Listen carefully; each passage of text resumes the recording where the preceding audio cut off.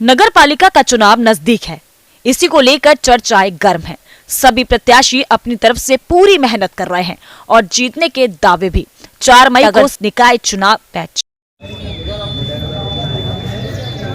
महेशपुर चक्रवाल विद्या मंदिर शिवपुर वाराणसी पे सुबह से ही काफ़ी संख्या में मतदानकर्ता मत देने के लिए, अपना मत का उपयोग करने के लिए यहाँ आए हुए हैं। सुबह वाराणसी में रात से ही रिमझिम बारिश हो रही थी, लेकिन अभी मौसम ठीक हुआ है।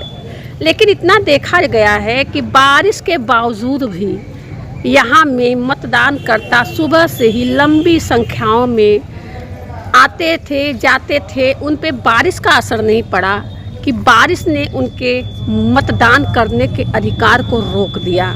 जी नहीं, यहाँ बारिश से कोई फर्क नहीं पड़ता, सबका अपना अपना जोश है। सभी ने अपने पूरे जोश के साथ यहाँ पे अपने मतदान के अधिकार को पाया है और अपना मतदान अपने अपने प्रत्याशियों पर, अपना चुनाव चिन्ह पर लगा के, मुहर लगा के उन्होंने अपने मतदान का अधिकार का उपयोग किया है। आपने क्या मतदान कर लिया? हाँ? आपने मतदान किया अपना? हाँ, आप वोट दे दिया। आपको क्या लगता है कि मतदान करना कितना जरूरी है? बहुत जरूरी है। बहुत जरूरी है। आज तो जैसे हमने देखा कि सुबह बारिश भी बहुत हो रही थी। हाँ। तो क्या बारिश में भी मतदान करने आते? हाँ जी। अच्छा, यानी कि आप मतदान का अधिकार भरपूर कर रहे हैं। हाँ जी। आपने किसको वोट दिया है? हमको जो जिसमें समझ में आया उसको कर दिया। आपको क्या लगता है कि इस बार किसकी सरकार आनी चाहिए? इसकी सरकार अब जिसकी चले, अब हम तो उतना पढ़े लिखे नहीं हैं, और जिसका भी बन जाए सरकार। नहीं, आपको क्या लगता है वाराणसी क्षेत्र में क्या विकास हुआ है? विकास तो हमारे गांव में थोड़ा बहुत हुआ है, हमारा नहीं हुआ है। आपका नहीं हुआ? नहीं हुआ। अच्छा। अब कोशिश कर दी जाए माता जी, हो जाएगा। यहाँ हम देख रहे हैं महिलाएं काफ़ी संख्या में आई हुई हैं अपना मतदान करने। आप लोग अपना मतदान करने आई हैं। आज सुबह से बारिश हो रही थी, फिर भी आप लोग की संख्याओं में कमी नज़र नहीं आई है। तो कब से आप लोग मतदान करने आई हैं? आपको क्या लगता है मतदान का अधिकार आपका भरपूर है तो उसका उपयोग करना चाहिए? आपको बारिश रोक नहीं सकती है। देखिए, ये महिलाएं हैं, अपना सारा कार्यभार करके लंबी संख्या में महिलाओं को एक अलग स्पेस दिया गया है, एक लाइन अलग से बनाई गई है। यहाँ पे व्यवस्थाएं सुचारू रूप से कराई जा रही हैं ताकि पब्लिक जो जनता है अपना मतदान करते हुए उन्हें कोई भी अड़चने ना आए, कोई भी दिक्कतें ना आए। यहाँ पे पुलिस विभाग के लोग भी लगे हुए हैं बराबर, और सभी को देख रहे हैं कि हाँ, किसी को कोई भी असुविधा न हो। और यहाँ पे सुचारू रूप से सारी व्यवस्थाएं चल रही हैं। तो हम ये कह सकते हैं कि बारिश हो चाहे जो हो, मतदान करने में किसी को कोई भी हिचक नहीं हो रही है। देखिए, यहाँ पे जैसे कि व्यवस्थाओं में भी कमी लोगों की नहीं आई है। देखिए, प्रशासन भी लगी पड़ी है। तो आप लोग कब से आए हैं सर? सुबह से ही आए होंगे? रात से यहीं पे हैं। देखिए, इन लोग की मुस्तैदी देखिए, रात से ही यहाँ पे आए हुए हैं पब्लिक की सेवा में कि आप लोग मतदान कर रहे हो तो आप लोग को कोई भी दिक्कतें, कोई भी परेशानी ना हो। और पूरी व्यवस्थाओं के साथ ये लोग सचेत हैं। देखिए, अधिकारीगण भी आए हुए हैं। सर, बनारस में जो आज पहला चरण चल रहा है, तो आपको क्या लग रहा है कि वाराणसी क्षेत्र में जहाँ जहाँ मतदान कार्यालय बना हुआ है, व्यवस्थाएं सुचारू रूप से हैं? बिल्कुल, मतलब पुलिस की तरफ से सारी व्यवस्था, हम लोग सुरक्षा में लगे हुए हैं। सुरक्षा में लगे, सुरक्षा में कोई चूक नहीं, शांति से सारा कार्यक्रम चल रहा है। तो आप लोग के हिसाब से कोई भी व्यवस्था ठीक है। ओके।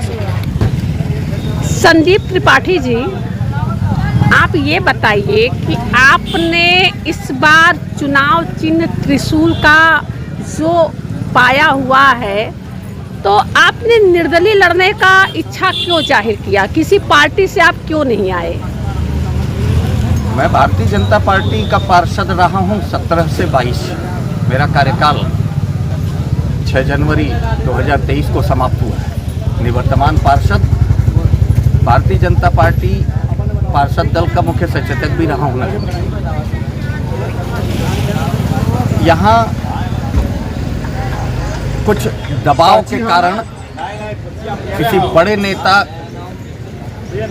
के दबाव के कारण मुझे सीट सामान्य होने के बाद भी मेरा टिकट काट करके किसी प्रत्याशी को दे दिया, क्योंकि क्षेत्र में मैंने 5 साल विकास कार्य कराए हैं और क्षेत्र में मुझसे भली भांति परिचित है, मैं क्षेत्र से परिचित हूँ।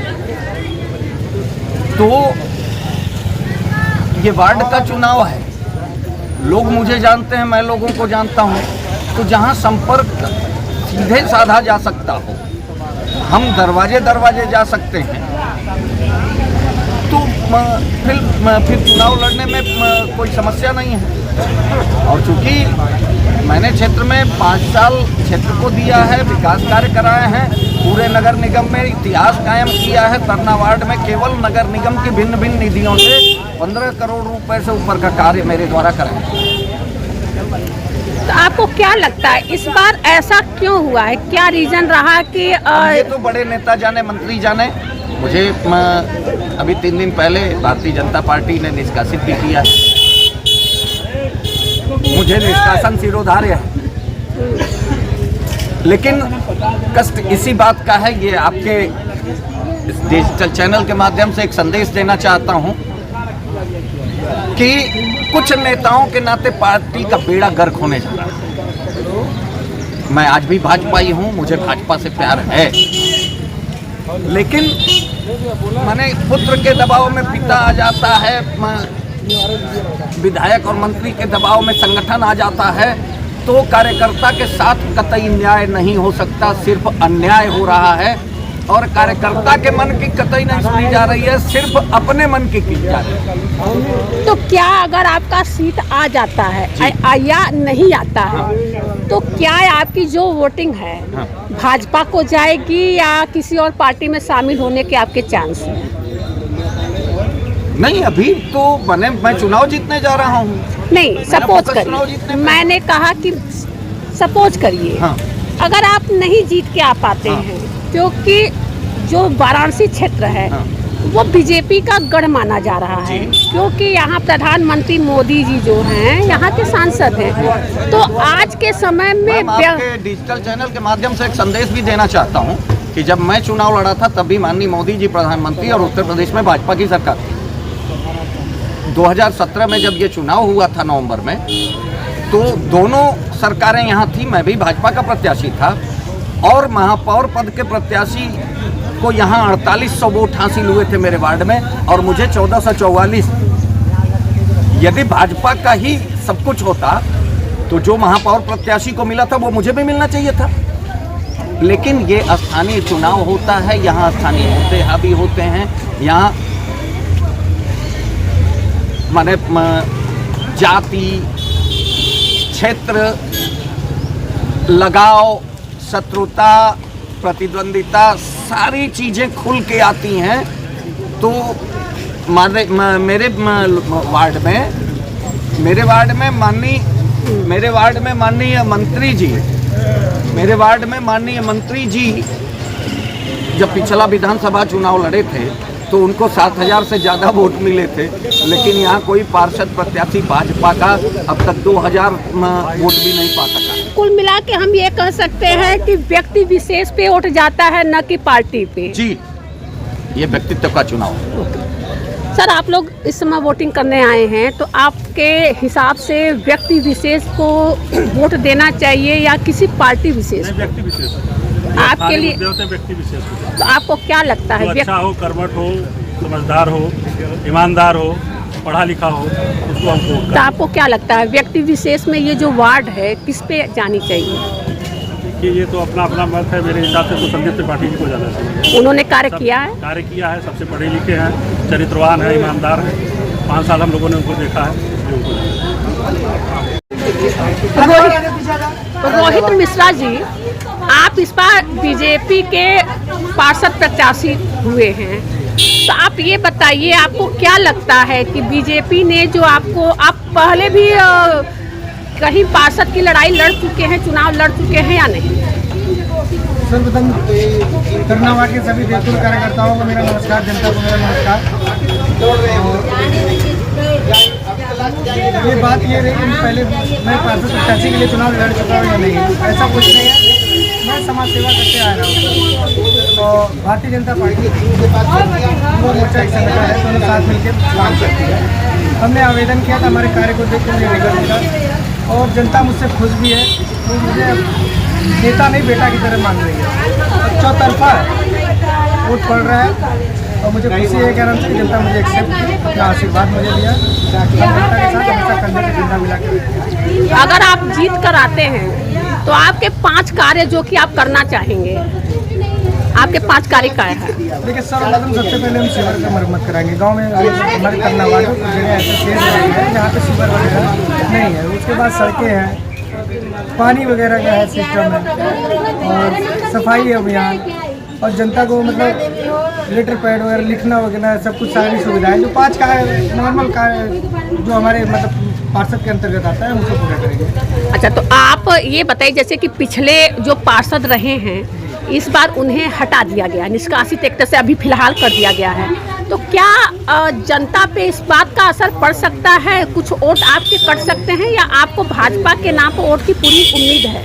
देखिए भारतीय जनता पार्टी एक राष्ट्र पार्टी है। भारतीय जनता पार्टी कार्य करती है और कार्य करेगी।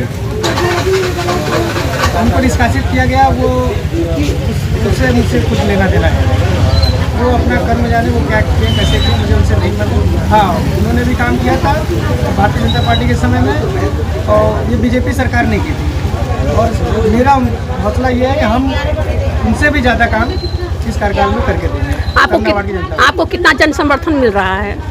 जन समर्थन तो हमें अच्छा खासा मिला है, चौतरफा मिल रहा है। हम जनसंपर्क में गए, माताएं ने हमें आशीर्वाद दिया। हमें नेता के रूप में नहीं बेटा के रूप में देख रही थी। लोगों ने सोचा कि इस बार चलो नेता नहीं मतलब बेटा है, हमारे लिए दौड़ेगा, खड़ा होगा। अच्छा समर्थन मिला मुझे। चलिए, आपको अग्रिम हमारे चैनल की तरफ से बहुत सारी शुभकामनाएं। धन्यवाद।